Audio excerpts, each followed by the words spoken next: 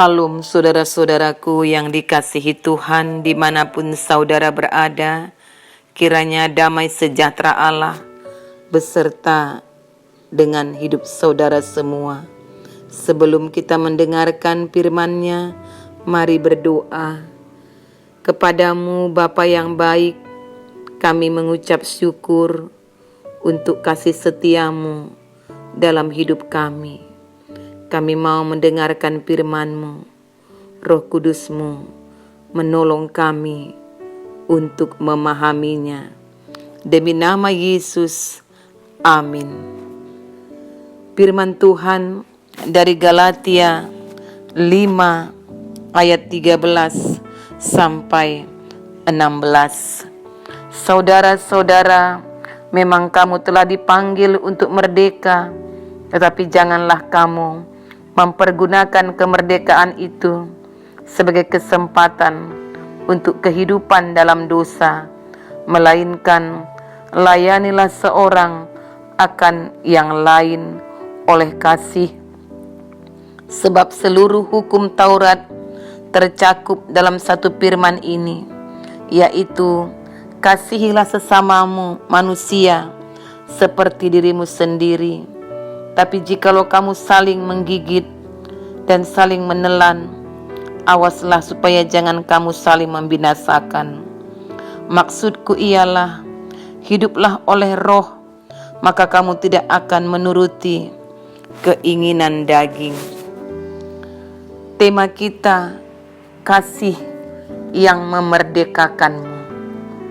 Saudara-saudaraku yang dikasihi Tuhan, sebagai orang percaya, orang-orang yang telah dipanggil oleh Tuhan Yesus adalah orang-orang yang telah mendapatkan kemerdekaan, merdeka dari kuasa dosa dan maut.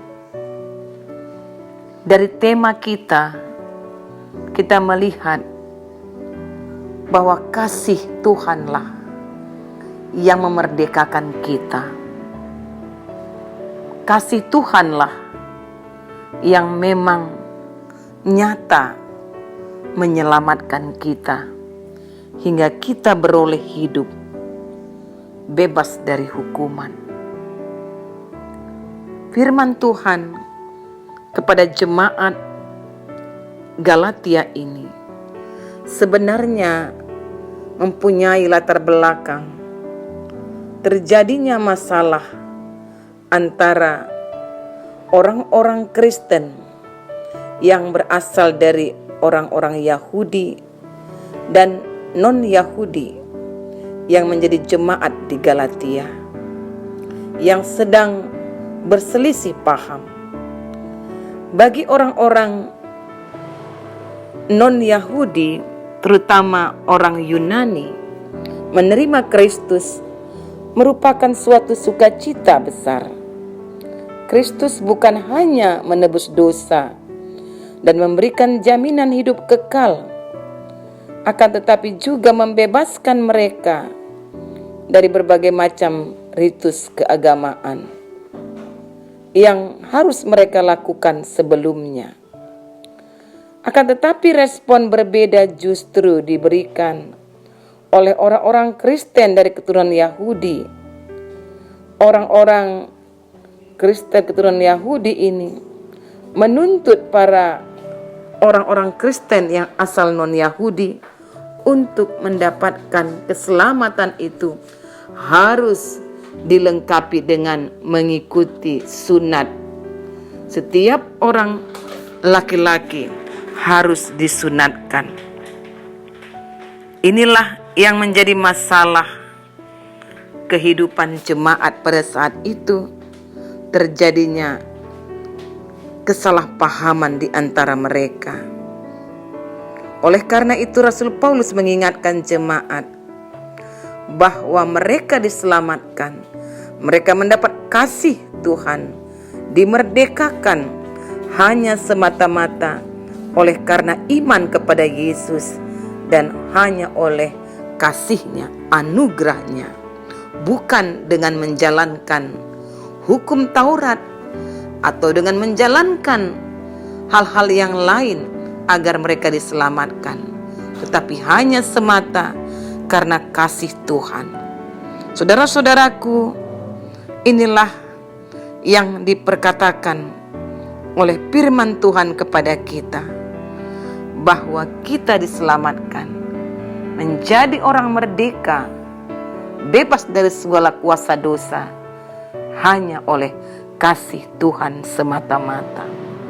Oleh karena itu, sebagai orang yang sudah dimerdekakan, Rasul Paulus menegaskan bahwa kita adalah orang yang telah dimerdekakan, seharusnya memberikan kehidupan yang tidak lagi dikuasai oleh dosa, tapi harus mampu mengalahkan dosa dengan kekuatan Roh Kudus Tuhan.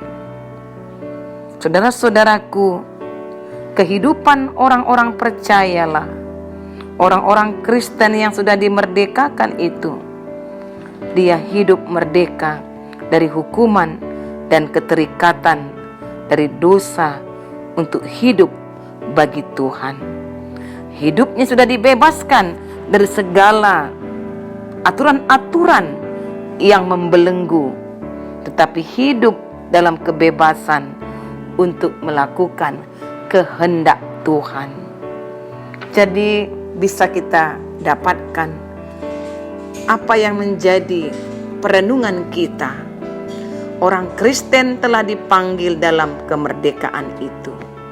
Oleh karena itu, hidupnya harus memperlihatkan hidup yang merdeka, tidak lagi dikuasai dosa dan dibelenggu oleh dosa, oleh aturan-aturan yang lain, apapun itu.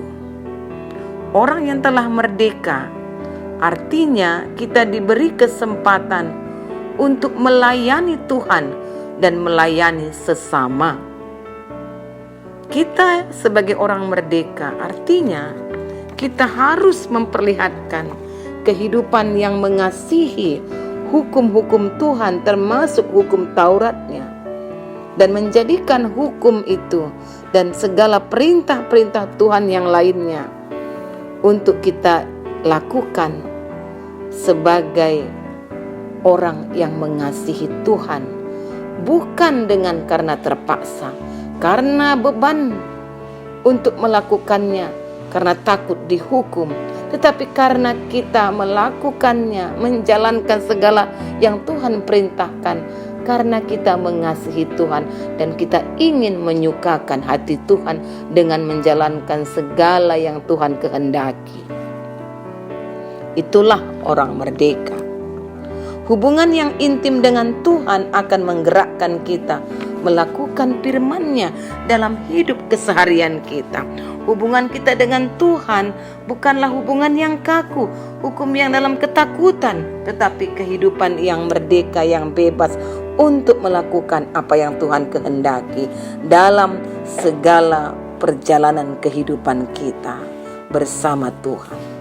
Hubungan yang intim dengan Tuhan akan membuahkan kasih yang tulus murni yang kita perlihatkan kepada Tuhan dan kepada sesama kita.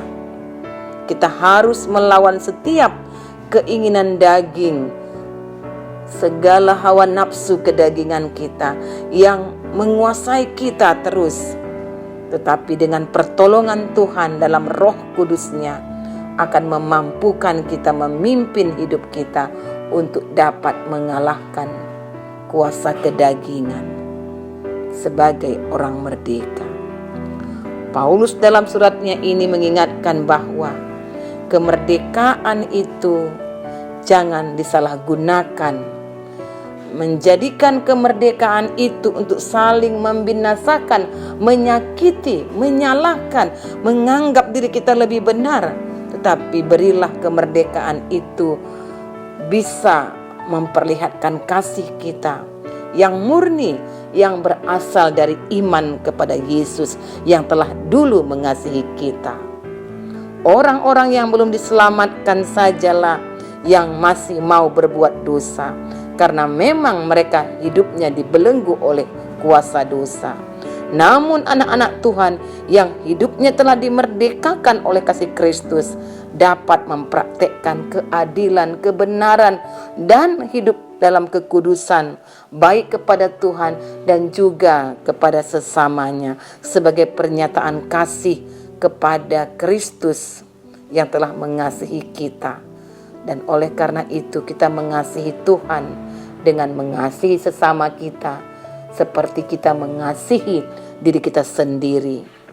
Bukti kasih kita kepada sesama adalah bisa menjadi berkat, bisa menjadi teladan hidup beriman terhadap sesama kita, saudara-saudara kita, baik yang seiman apalagi.